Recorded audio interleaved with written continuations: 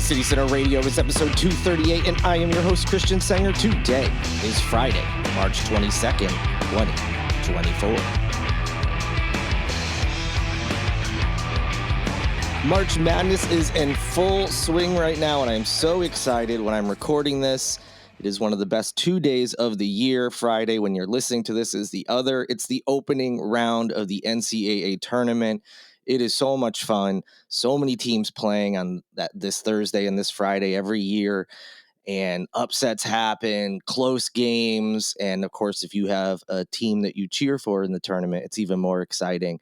So I'm pumped. I'm sure some of you out there are as well. And I'm sure there's some that could care less. So I won't dwell on it too much, but just love this time of year. It's so much fun filling out the brackets, seeing how long it takes before your bracket is busted due to upsets and you picking wrong teams and everything. But I'm very excited. The women's tournament will also be tipping off today, Friday, when you're listening to this. So that'll be just as exciting. So many games to watch. And both of my school's teams, the men's and women's team, are in it, as I've mentioned many times. So I'm even more excited.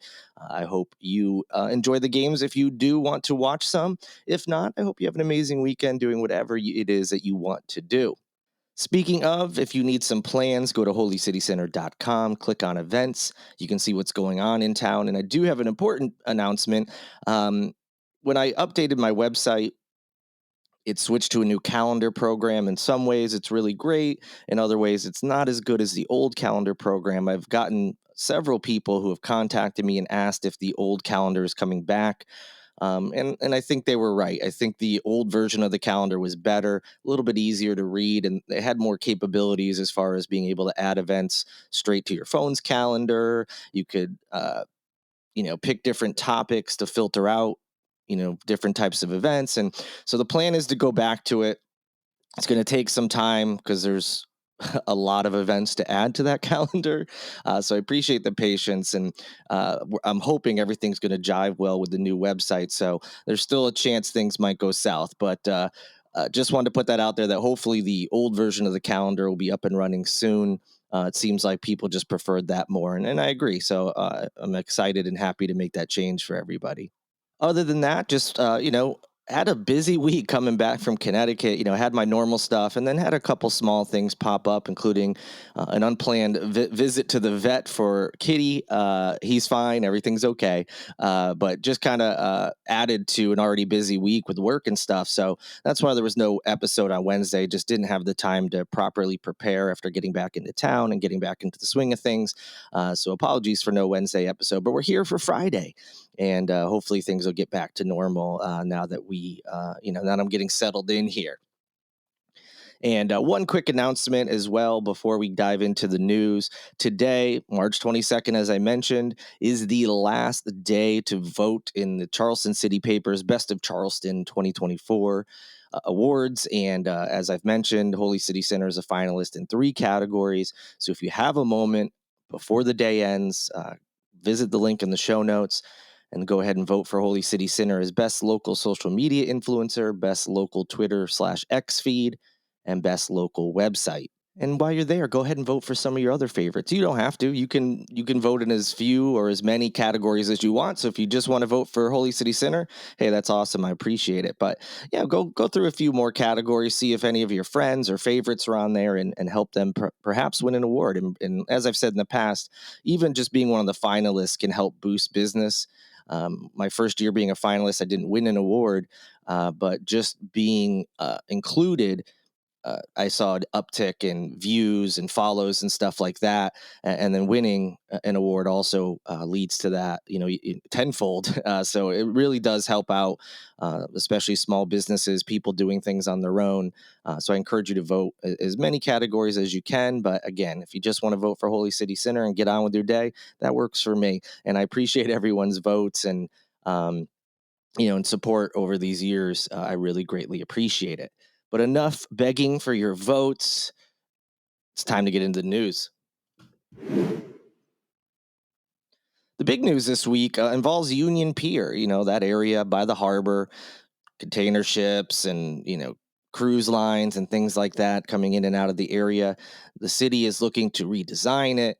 There's all sorts of different ideas that have been out there. They've had planning meetings. They had an open house recently. But the big news is that Ben Navarro, who is a local business mogul, has agreed with the South Carolina Ports Authority to purchase Union Pier. Now, there's not a lot of details at this point, so I'm not going to really have, you know, much to share other than that he purchased it.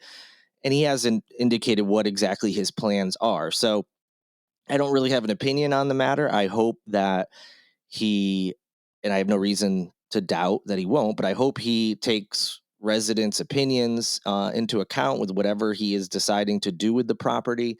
I know some people who are familiar with Ben Navarro, and a lot of people know him as a very rich person, perhaps the second richest person in South Carolina, if not the first.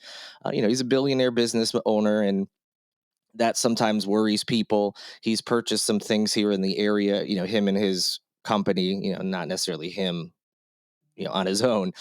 For instance, the Charleston Place, they purchased that and they've, made some changes there, but it also included the Riviera Theater where he's brought and his company has brought concerts and events there when that kind of was dormant for years, which I think is pretty great. They made some upgrades to Credit One Stadium out on Daniel Island. I think those upgrades were good. They've brought in some really fantastic acts. The venue always had good concerts every summer, but they've really brought in some big acts over these last couple years since Navarro and his team has taken over. So in some ways, these things are good. He also is part of the Meeting Street Schools, and people have different feelings about that. And so again, I think some people have had some knee-jerk reactions and they're worried, as people tend to be when very rich people buy things, especially something like Union Pier, which is going to be, front and center to residents and tourists, and just hoping that whatever is built there is going to be something that everyone can enjoy. So again, there's been some knee-jerk reactions. I don't currently have one because we just have no idea what his plan is. I mean, this sale just happened. So it was confirmed, like I said earlier this week, uh, and South Carolina Ports Board Chairman Bill Stern told ABC News 4 that it's an ongoing real estate transaction. And so there really isn't, he wasn't really willing or able to provide details, including how much Navarro paid for it. So we'll see what happens there. Navarro, for his part, released a statement that was put in the Post and Courier's like a commentary, saying, you know, basically what his intentions are without getting super deep into what exactly the plan was, but more of like, want to listen to the community, etc. Mayor William Cogswell also released a statement basically saying that he's not going to, he doesn't really have a strong reaction, kind of like myself. He didn't want to, just jump to any conclusions, but he looks forward to, I'm sure working with Navarro and trying to get something great for Charleston. So again, not a lot of details. We don't need to jump to any conclusions yet. Hopefully, this will be in line with some of the good stuff he's done in this area, and we'll see what happens. I've already given you a little bit of his background, but he is the founder and owner of Sherman Financial Group, which owns and operates Credit One Financial. Hence why the tennis stadium on Daniel Island is now called the Credit One Stadium, and the tennis tournament is now called the Credit One Charleston Open. As I mentioned, he also founded Meeting Street Schools, which is a nonprofit school partnership program. He also was involved in the purchase of the BMO Hospitality Collection, which he also founded, and owns Credit One Stadium and Charleston Place Hotel, as I mentioned earlier. He is also the father of tennis star Emma Navarro. So if you didn't know that, his daughter is a pretty good tennis player, and often plays in the Credit One Charleston Open. So that's the latest with Union Pier. Like I said, no real details yet, but it is big news that it was purchased by Ben Navarro.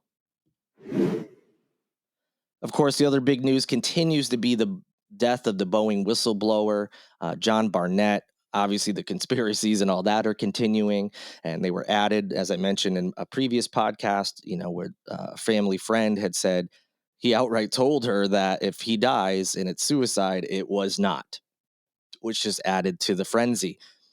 But putting all that aside, is that investigation, as far as we know, is still ongoing with the Charleston Police Department, despite the coroner already ruling he died from a self-inflicted gunshot wound. The other big news related to this case is that his lawyers released a copy of the complaints that are at the heart of this whole dispute with Boeing. Remember, there's a federal lawsuit going on that Barnett was part of and was in the process of providing testimony to when he died. The 32-page document details allegations of retaliation by Boeing against Barnett. Barnett filed that retaliation complaint back in May of 2021. He did so with the U.S. Department of Labor's Administrative Law Court. Now, in the complaint, Barnett alleges during his 7-year tenure at Boeing, South Carolina, he made several ethics complaints about what he said, quote, a deep-rooted and persistent culture of concealment, end quote. He also complained about Boeing's lack of properly documenting and remedying defects which could prove dangerous for airplane passengers. And as if you didn't already know, if you've been paying attention to the news, you've seen that Boeing has had several high-profile issues with planes recently, most notably that flight where the door went flying off the plane in the middle of a flight. But there has been some others, not just recently, but through the years, specifically since Boeing has come to South Carolina. Now, I mentioned Barnett worked with Boeing South Carolina for 7 years, but he actually worked with Boeing, for decades, but was here in South Carolina for 7 years. But he worked for decades with the company prior to that. Now, Barnett said Boeing retaliated against him for these complaints by giving him low performance scores. They separated him from his team. He claims that he was blacklisted and blocked from being able to transfer to other Boeing divisions outside of South Carolina. He additionally alleges that he was harassed, humiliated, and, quote, treated with scorn and contempt by upper management, end quote. The complaint also says Barnett even had to take a medical leave of absence at the advice of his doctor due to the stress and emotional duress he claims he was subjected to by the Boeing staff. So there's more details. Visit the link in the show notes. It's a really good story by ABC News 4 that really dives into some more specifics about some of these, the details regarding, some of the things he alleges, including like the low performance score, where it breaks down how he went from a really good score to after the complaint being very low. And that kind of score can affect things like bonuses and, anything related to advancement in the company, et cetera. So I encourage you to go and you can get some more details. I'm just trying to give you a broad overview right now. Now, as for his complaints, again, you can get more details in the story, but the broad overview is that Barnett objected to Boeing allowing their mechanics to inspect and approve their own work, which is not approved by the Federal Aviation Administration, also known as the FAA. Obviously, that's a big problem if that is indeed what occurred there. He also raised numerous other issues he felt were not up to standard and didn't follow rules, and further alleged that Boeing wasn't even following its own internal processes and procedures, much less the FAA's safety and quality standards. So pretty damning allegations. Again, you can get more details in the story itself, but even just seeing broadly that he was worried about safety in regards to these planes and having passengers be on these planes, and he was very worried about it. And again, not just this week, although over the last week or so, we've really seen Boeing in the news because of all these, issues. It's been going on for a while. And you could see that even without the details, you're like, hey, he seems to have been onto something because there certainly has been some problems. So it is interesting to see all of this come out at the same time that these high profile incidents are happening. So again, I encourage you to visit the link in the show notes to get all, even more details. ABC News 4 did a great job reporting it, as did other local media outlets. So I definitely encourage you to look into it. But yeah, it certainly seems his allegations were true, as there have been many, many issues with Boeing. And our last story today is for you single folks out there specifically, but really anyone that is out and about in these streets, as it were. Two South Carolina cities are struggling with sexually transmitted diseases in 2024, but not as badly as last year, according to a new study. No surprise, you're listening to this podcast. One of those cities is, of course, Charleston. Well, ahead of them, the city of Columbia ranked 21st on the list of the top 100 U.S. cities with the highest rates of STDs. Charleston followed at 52nd on the list, so further down, but still not great to be on this list. The cities were ranked through a recent study from a research company called Interbody Research, which used the latest data from the Centers of Disease Control and Prevention. This seventh annual study notes that while Columbia and Charleston are still in the top 100 for high STD rates, their rankings improved considerably over the last year. Last year, Columbia ranked third highest in the US. So in a year's time, they dropped to 21st because third, also not very good. It's not good to be on this list at all, but being in the top three, extra bad. So thankfully, for those of you in Soda City, the ranking has dropped considerably. Still have some work to do, though, of course. Meanwhile, Charleston was 14th on the list a year ago, and as I mentioned before, is now down to 52nd. So these cities are going in the right direction, but we still have some work to do. Meanwhile, a year ago, Greenville was also ranked. Not only were they on the top 100 list, they were 25th last year. This year, they completely dropped out of the top 100, which that's where you want to be on this list. So, again, anybody who is out and about, be safe out there, use protection, and just keep this in the back of your mind. STDs, not something that you want to take any chances with. And with Charleston and Columbia being in the top 100 and almost both of them in the top 50, you got to be a little extra careful out there.